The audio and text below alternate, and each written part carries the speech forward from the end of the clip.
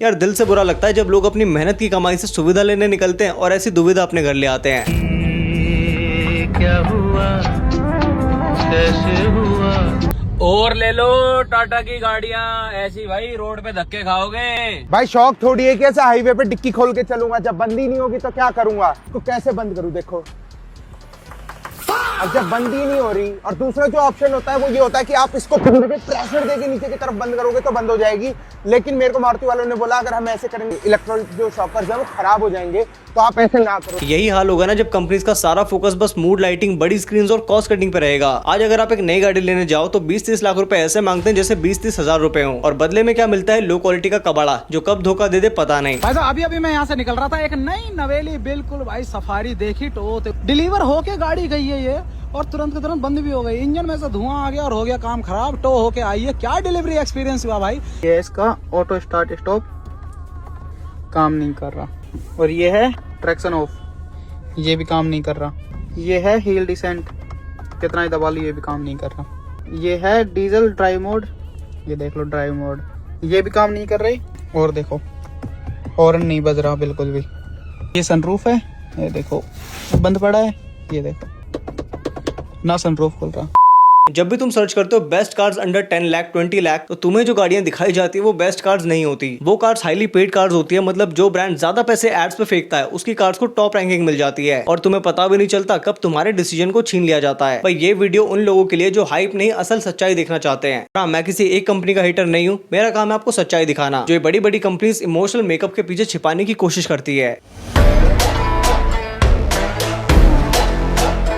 अभी हाल ही में लॉन्च हुई टाटा सेरा को अगर देखें तो इसका सबसे बड़ा सेलिंग पॉइंट ये कार नहीं बल्कि 90s का चूरन है, क्योंकि मार्केटिंग टीम को पता है कि जब इमोशन का बटन दबता है तो इंडियन ज्यादा सोच विचार नहीं करते और सबका लॉजिक स्विच ऑफ हो जाता है। इसीलिए सेरा के लॉन्च होने से पहले उसको बायर्स मिल चुके थे जो कार नहीं सिर्फ इमोशन खरीदना चाहते हैं नई पैकेजिंग के साथ। 90s की सेरा एक स्टेटमेंट थी, बड़ी ग्लास विंडो, अलग आइडेंटिटी, बोल्ड एक्सपेरिमेंट। बट अब कंपनी ने क्या किया, नई कार बनाई, पुराना नाम उठाया, पुराने इमोशंस जोड़े और लो हो गया लेजेंड का कमबैक। बट कंपनी भूल गई कि आज का बायर सिर्फ यादें नहीं वैल्यू भी देखता है। अब 90s के नॉस्टैल्जिया के साथ 2026 में टाटा सेरा को लॉन्च करना अच्छी मार्केटिंग तो हो सकती है, बट अच्छी इंजीनियरिंग भी हो जरूरी नहीं। पहले सेल्समैन बोलते थे सर 1.6 लीटर का इंजन है, हॉर्स पावर इतनी है, माइलेज उतनी है। आज सेल्समैन का मेन सेलिंग पॉइंट है सर 12 इंच की स्क्रीन है, वायरलेस एप्पल कारप्ले है, मूड लाइटिंग है, सनरूफ इतनी बड़ी है कि आप पांचों एक साथ निकल सकते हो, मात्र 2 लाख रुपए एक्स्ट्रा। सर पिकअप की बात मत करो, पिकअप तो पिकअप ट्रक में होता होगा, हमारी गाड़ी में तो स्क्रीन है जी।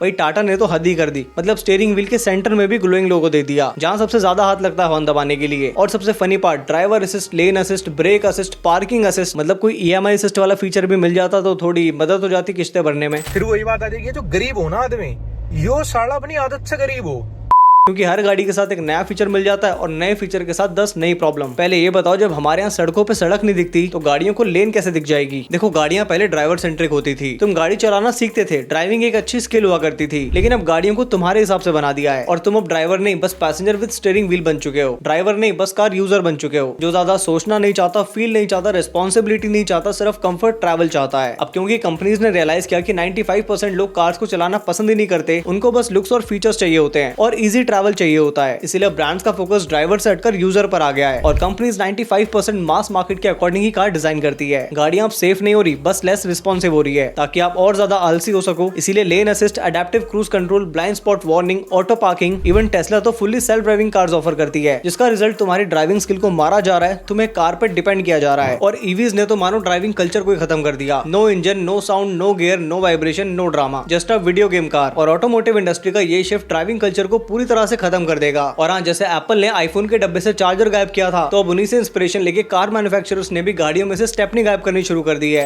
ये बहुत इंपॉर्टेंट है, बहुत ज्यादा इंपॉर्टेंट है। अभी 4 दिन पहले गाड़ी ली है, नई गाड़ी ली है 15-16 लाख रुपए की, कंपनी वालों ने इसके साथ स्टेपनी नहीं दी, बीच रोड पे टायर फटा है गाड़ी का। और इस चिंदी पने की भी एक्सप्लेनेशन दी जा रही है कि भाई तुम्हारी गाड़ी इससे हल्की हो जाएगी, माइलेज ज्यादा देगी, बिना स्टेपनी के तुम्हारा सारा फोकस रोड पे रहेगा कि अगर टायर फटा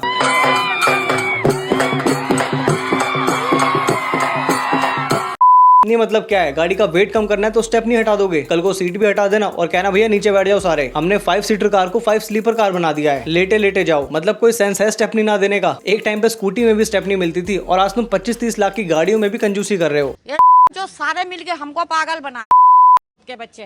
मॉडर्न कार्स में वेट कम करने के बहाने से प्लास्टिक पार्ट्स लगा दिए जाते हैं घटिया से घटिया क्वालिटी के। अब आप सबका एक ही सवाल होगा कि अगर सारी गाड़ियां बेकार है तो हमें कौन सी गाड़ी लेनी चाहिए। तो ये रूल्स आंख बंद करके फॉलो कर लेना अगर एक अच्छी गाड़ी लेना चाहते हो। पहला रूल, गाड़ी की हाइप कितनी है उस पर कभी मत जाओ। आपकी प्रायोरिटी गाड़ी में लगी स्क्रीन नहीं होनी चाहिए। गाड़ी का इंजन कैसा है, टर्बो है, नेचुरली एस्पिरेटेड है, कितनी पावर प्रोड्यूस करता है, इस पर होना चाहिए, क्योंकि आप गाड़ी को चलाने के लिए लेते हो, ना कि घर के टीवी को रिप्लेस करने के लिए। कार इंजन से चलते हैं, नेटफ्लिक्स या यूट्यूब से नहीं। दूसरा रूल, जितने ज्यादा फीचर और सेंसर होंगे गाड़ी में उतना ही ज्यादा टेक्निकल फेलियर के चांसेस बढ़ जाते हैं और गाड़ी उतनी ही ज्यादा अनरिलायबल हो जाती है। जरूरी है बिल्ड क्वालिटी बिना जंग वाली, कंफर्टेबल सिटिंग और रिलायबल इंजन, और गियर बॉक्स स्मूथ होना चाहिए ना कि जर्की। और अगर किसी भी ब्रांड पे अंधा विश्वास करते हो तो एक बार उस ब्रांड के सर्विस सेंटर पे जरूर विजिट कर लेना। वहां आपको डायरेक्ट कस्टमर रिव्यू मिल जाएगा, क्योंकि शोरूम में खड़ी गाड़ी सबको अच्छी लगती है लेकिन सर्विस सेंटर पे खड़ी गाड़ी किसी को नहीं पसंद। तीसरा रूल है, कभी भी नया लॉन्च हुआ मॉडल मत खरीदो, क्योंकि तुम उसके कस्टमर नहीं टेस्टर बन जाते हो। कम से कम 3-4 साल पुराना मॉडल हो जिसमें कंपनी ऑलरेडी सारे बग्स फिक्स कर चुकी हो। और आखिरी रूल, पेमेंट करने से पहले खुद से ये जरूर पूछ लेना कि जो गाड़ी तुमने सिलेक्ट किया वो 10-15 साल चल भी पाएगी या नहीं। और हाँ, डिलीवरी से पहले कभी पीडीआई में कंजूसी मत कर देना। बाकी आप कौन सी गाड़ी लेने का प्लान कर रहे हो मुझे कमेंट करके बताओ और चैनल को सब्सक्राइब कर लेना। अब मिलते हैं अगली वीडियो में।